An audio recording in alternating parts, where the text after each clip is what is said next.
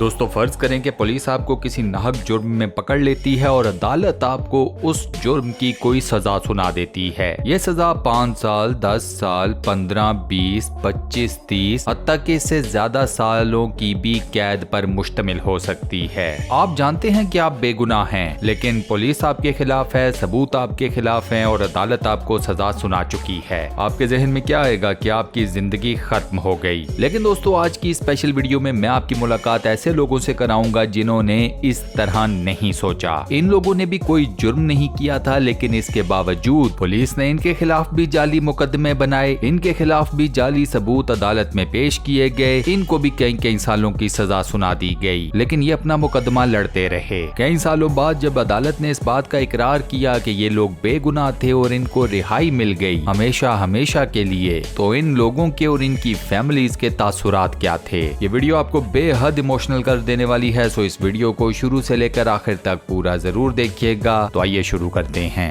सबसे पहला केस है जॉन बर्न का। जॉन को 14 साल की उम्र में एक कत्ल के इल्जाम में गिरफ्तार कर लिया गया। ये कत्ल जॉन ने नहीं किया था। जॉन को न्यूयॉर्क के इलाके ब्रुकलिन से NYPD के डिटेक्टिव लुइस कार्सेला ने गिरफ्तार किया था। जॉन ने ये कत्ल नहीं किया था, लेकिन इसके बावजूद इल्जाम इसके सर पर आया, इसे मुजरिम माना गया और इसे एक लंबी सजा सुना दी गई। 27 सालों तक जॉन अपने इस कत्ल के मुकदमे के खिलाफ लड़ता रहा। 16 साल जेल की सलाखों के पीछे से, जबकि 11 साल पेरोल के ऊपर। 27 साल का अरसा गुजरने के बाद बिल आखिर अदालत ने इस बात का इकरार कर लिया कि न्यूयॉर्क पुलिस डिपार्टमेंट के डिटेक्टिव कार्सेला ने जॉन को फंसाया था। जॉन ने असल में ये कत्ल नहीं किया था, वो बेगुनाह है और उसे रिहाई दे दी जाती है। जॉन की रिहाई का फैसला सुनाने के बाद अदालत में मौजूद जज ने जॉन को एक स्पेशल ट्रिब्यूट भी पेश किया। जॉन ने रिहा होने के बाद न्यूयॉर्क सिटी और डिटेक्टिव कार्सेला के अगेंस्ट एक लॉ सूट फाइल कर दिया। नेक्स्ट केस है दोस्तों डेविड रेंटा का। रेंटा के ऊपर भी कत्ल का झूठा इल्जाम लगाया गया। रेंटा को गिरफ्तार करने वाला भी NYPD का वही डिटेक्टिव लुइस कार्सेला था। बेगुनाह होने के बावजूद रेंटा को 22 साल सलाखों के पीछे गुजारने पड़े। कार्सेला ने जब रेंटा को गिरफ्तार किया तो बाकी मुल्जिमान के साथ रेंटा को एक लाइन में खड़ा किया गया। एनी शाहिद को यह कहा गया कि तमाम मुल्जिमान में से वो उस बंदे की तरफ पॉइंट आउट कर दे जिसे उसने कत्ल करते हुए देखा था। एनी शाहिद ने रेंटा की तरफ इशारा कर दिया और रेंटा को पकड़ लिया गया। इसी गवाही की बिना के ऊपर रेंटा को सजा सुना दी गई थी, लेकिन कई साल गुजरने के बाद बिल आखिर एनी शाहिद अपने बयान से मुकर गया। इस एनी शाहिद ने अदालत के सामने इस बात का इकरार किया कि उसने रेंटा के खिलाफ झूठ बोला था। डिटेक्टिव कार्सेला ने उसे रेंटा के खदोखाल के बारे में बताया था और शनाख्ती परेड के ऊपर उसे ये प्रेशर दिया गया था कि वो रेंटा की तरफ ही इशारा करे कि ये मुजरिम है, मैंने इस बंदे को गोली चलाते हुए देखा। इस कत्ल के जुर्म में रेंटा को उम्र कैद की सजा सुनाई गई थी। कोई फिजिकल एविडेंस ऐसा नहीं था जो कि रेंटा को इस कत्ल के साथ लिंक कर सके। पुलिस ने तमाम सबूत जाली तौर पर खुद से तख्लीक किए थे। एनी शाहिद ने जब इस बात की गवाही दे दी कि रेंटा बेकसूर है, डिटेक्टिव की तरफ से उसे प्रेशराइज किया गया था कि वो रेंटा के खिलाफ गलत गवाही दे, तो अदालत के पास रेंटा को बाइज्जत बरी करने के अलावा कोई और चॉइस नहीं थी। अदालत ने जैसे ही रेंटा को बाइज्जत बरी किया और रेंटा के हैंडकफ्स यानी के हथकड़ियों को खोल दिया गया, तो ये इंसान सबसे पहले अपनी तमाम तर फैमिली के साथ बगलगीर हुआ, गर्मजोशी के साथ उनसे मिला और उसके बाद अपना बचा कुचा सामान अपनी कमर पर लाद कर सबका शुक्रिया अदा करते हुए अदालत से निकल गया। रेंटा को मिलने वाली इस गलत सजा के पीछे $2 मिलियन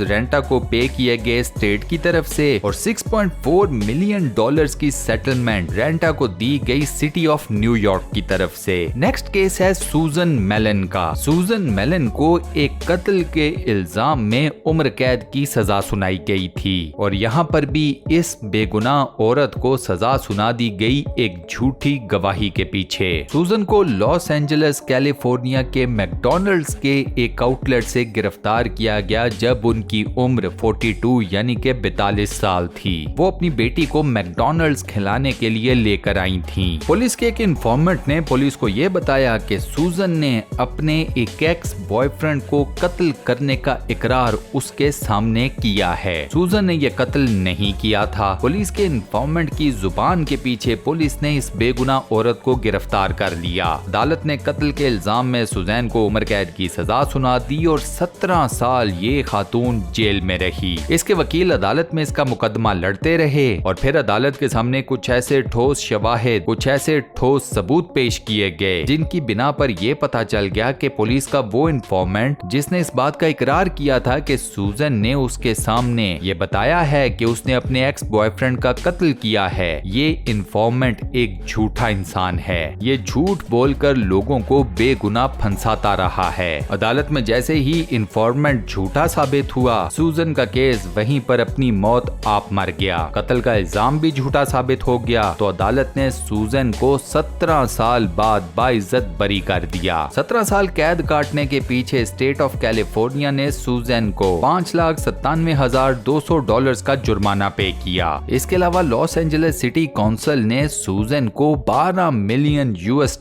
पे किए। नेक्स्ट केस है लुइस वार्गस का। वार्गस के ऊपर इल्जाम लगा 3 सेक्सुअल असॉल्ट्स का। पुलिस वाले अपनी तफ्तीश कर रहे थे और इस तफ्तीश में पुलिस वाले इस नतीजे पर पहुंचे कि तीनों सेक्सुअल असॉल्ट्स एक ही बंदे का काम है। ये तीनों के तीनों सेक्सुअल असॉल्ट्स बेचारे वार्गस के ऊपर डाल दिए गए, हालांकि वो बेगुनाह था और उसने इस किस्म का कोई भी जुर्म नहीं किया था। फिर वही फर्जी सबूत और वही सारे मामलात किए गए। वार्गस को 55 साल जेल की सजा सुना दी गई। वार्गस के वकील उसके जेल जाने के बावजूद ये मुकदमा लड़ते रहे और फिर बीच में आए डीएनए टेस्ट के रिजल्ट्स। जिन खवातीन को सेक्सुअल असॉल्ट का सामना करना पड़ा था उनके कपड़ों से डीएनए के सैंपल्स लिए गए और किसी भी एक खातून के कपड़ों से मिलने वाला डीएनए सैंपल वार्गस के सैंपल से मैच नहीं किया। यहाँ ये बात साइंटिफिकली प्रूव हो गई कि तीनों सेक्सुअल असॉल्ट्स का इल्जाम वार्गस के ऊपर बेबुनियाद है, उसे गलत फंसाया गया है। हैरानकुन बात यह है कि जब अदालत ने वार्गस को बाइज्जत बरी करने का फैसला सुनाया तो ये शख्स इंतहाई खामोशी के साथ फैसला सुनता रहा। इसके चेहरे के ऊपर कोई खास एक्सप्रेशन भी नहीं आए थे। शायद 16 साल जेल की जिंदगी गुजारने के बाद वार्गस के लिए इस बात को मानना कि वो बाइज्जत बरी हो गया है एक नाकाबिले यकीन सच जैसा था। रिहा होने के बाद स्टेट ऑफ कैलिफोर्निया की तरफ से वार्गस को तकरीबन $9 लाख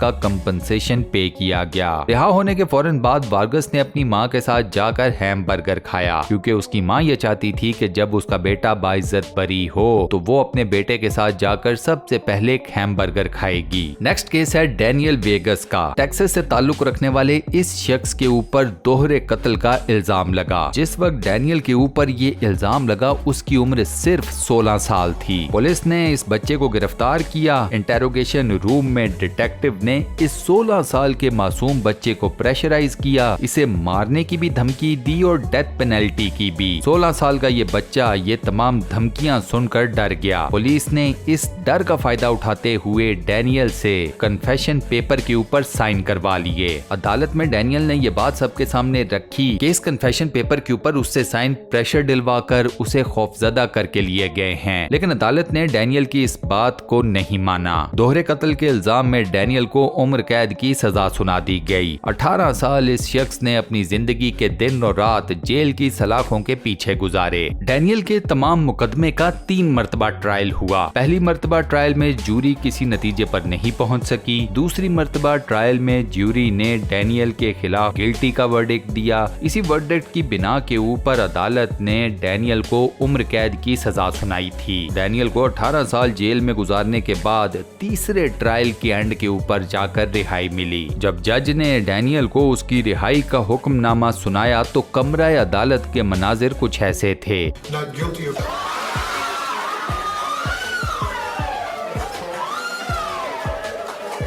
नेक्स्ट केस है रिकी जैक्सन का। एक कत्ल के बेबुनियाद इल्जाम के पीछे जैक्सन को 39 ईयर्स 39 साल जेल की सलाखों के पीछे गुजारने पड़े। ये कत्ल अमेरिका की रियासत ओहायो में हुआ था। पुलिस ने जैक्सन को कत्ल के इल्जाम में गिरफ्तार किया। एक 12 साल के बच्चे एडी वर्नन ने इस बात की गवाही दी कि उसने जैक्सन को ये कत्ल करते हुए अपनी आंखों से देखा है। एनी शाहिद मिल गया। अदालत में ये सारा मुकदमा चला और जैक्सन को सजाए मौत का हुक्मनामा सुना दिया गया। डेथ पेरोल के ऊपर जैक्सन ने 2 साल गुजारे थे कि उसकी सजाए मौत को उम्र कैद में तब्दील कर दिया गया। दूसरी तरफ जब एडी वर्नन की उम्र 52 यानी कि 52 साल हुई तो इस बंदे के जमीर ने इसे झंझोड़ा। इस एनी शाहिद ने अदालत में जाकर इस बात का इकरार कर लिया कि उसने 12 साल की उम्र में जैक्सन के खिलाफ जो गवाही दी थी वो झूठी थी। पुलिस वालों ने उसे प्रेशराइज किया था और उसने खौफजदा होकर जैक्सन के खिलाफ गवाही दे दी थी। अदालत से रिहाई मिलने के बाद स्टेट ने जैक्सन को $1 मिलियन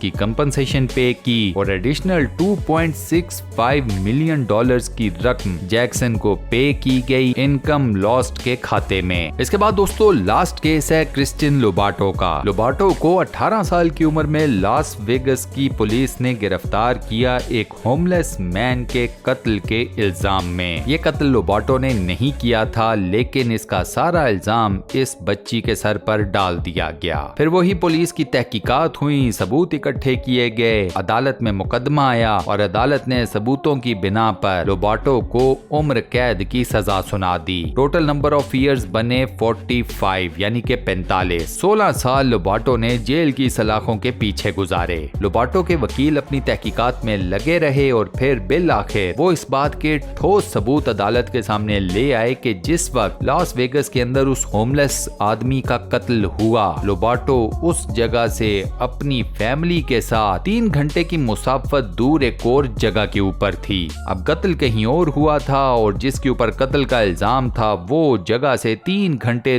दूर एक जगह पर बैठी हुई थी। अदालत को समझ में आ गया कि लोबाटो के खिलाफ जो मुकदमा बनाया गया था वो बेबुनियाद था। इसके बाद अदालत ने लोबाटो की रिहाई का हुक्मनामा जारी कर दिया। और दोस्तों इसी के साथ हम अपनी आज की इस वीडियो को यहाँ पर करते हैं दी एंड। आज की ये वीडियो आपको कैसी लगी, वॉइस ओवर कैसा लगा, मुझे नीचे कमेंट सेक्शन में जरूर बताइएगा। वीडियो को बंद करने से पहले आपसे एक छोटी सी रिक्वेस्ट और वो ये कि अगर आपने अभी तक हमारे इस चैनल को सब्सक्राइब नहीं किया हुआ तो बराए मेहरबानी चैनल को सब्सक्राइब जरूर कर लें और साथ बने हुए बेल के आइकन को लाजमन प्रेस कर दीजिएगा। बाकी अपना बहुत ख्याल रखिएगा। इंशाल्लाह मुलाकात होती है किसी नई बेहतरीन